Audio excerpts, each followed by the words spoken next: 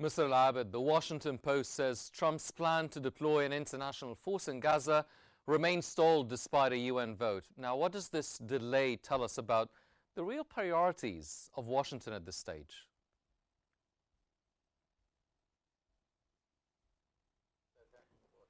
Good evening, and thank you for having me here on Qnews.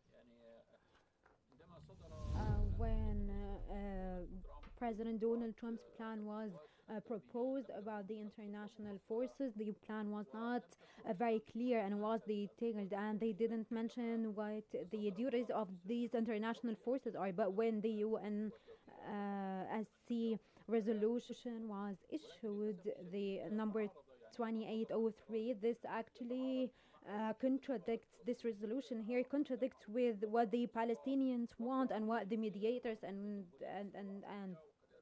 countries like Egypt and Qatar, the main mediators here, and Turkey as well want. And so what is meant here is that the Palestinians and the Arab and Islamic countries want the stabilization forces to peacekeep and to monitor the implementation of the agreements, and then so it can be a transitional period between implementing the agreements and then having full sovereignty again in Palestine. But the UNSC resolution and also the Israeli statements and even the US statements, what they said about the duties of these international forces contradicts what the Palestinians and Arab and Islamic countries want, because what is proposed by the US and by Israel, they said that the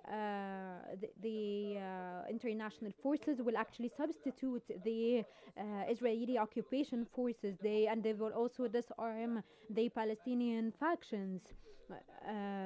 So they want to dry out terrorism for good, and so this actually puts us in danger, kind of. And so when things went from what the